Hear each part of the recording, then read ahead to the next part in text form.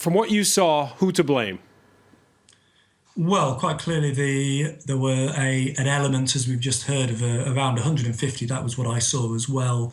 Russian ultras or hooligans that were trying to engage and successfully engaged English supporters in fighting and were quite violent. In addition to that, there were a small number of English fans that responded to provocation by both local ultra groups and by some of the police action by throwing bottles. And then there were local ultra groups that also got involved as well. So, those individuals from those three groups all share some culpability. We shouldn't forget that. However, it is the French authorities' ultimate responsibility to ensure that people attending this event are kept safe. And quite clearly, they failed in that responsibility. Particularly in the stadium? I think outside the stadium as well. From Thursday night, midnight onwards till the early hours of Sunday morning, Marseille was simply not a safe place to be for anybody, really.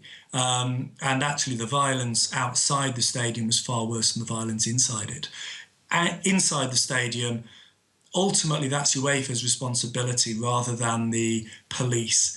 And UEFA have to hold their hands up for both security lapses which allowed flares and other fireworks to be taken in, and also the failure in terms of the segregation and allowing Russian fans to enter the neutral section and attack English fans.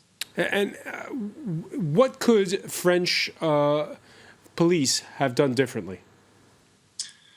Well, the strategies which are being used by the French police are unfortunately out of date and based on pretty outdated crowd psychology. And these are strategies which have been used by the French police since the 1960s. They really haven't moved on. Whereas elsewhere in Europe, we've seen developments which emphasise more engagement with fans, working with fans, dialogue.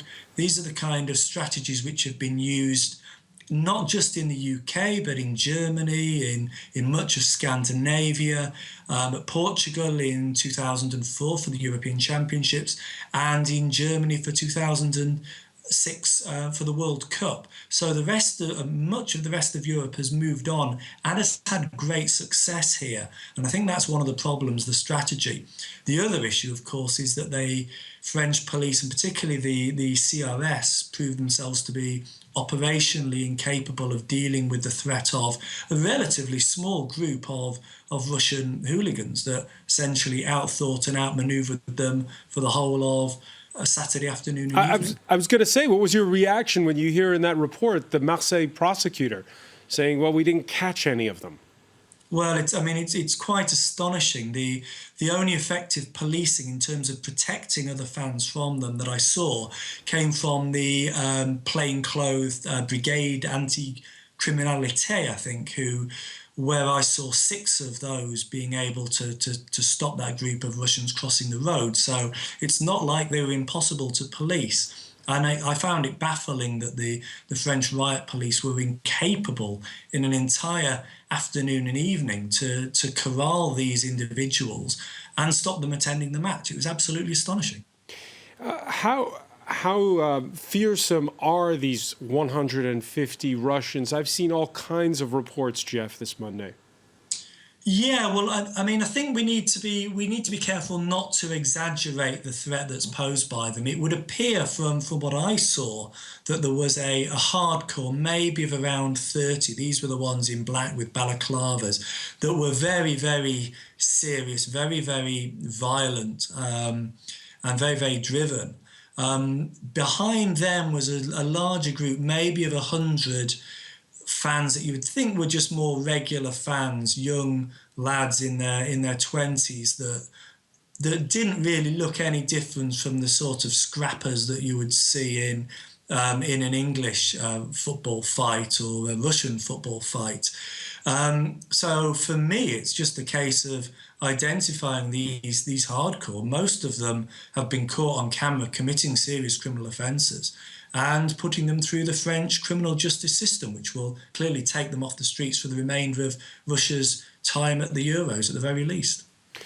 Geoff Pearson, How much did this taint your enjoyment of the experience? I mean, the pictures are spectacular. What we see at the old, at the Vieux Port, the historic district in Marseille. But were there people who were able to, go to the match and put it all aside?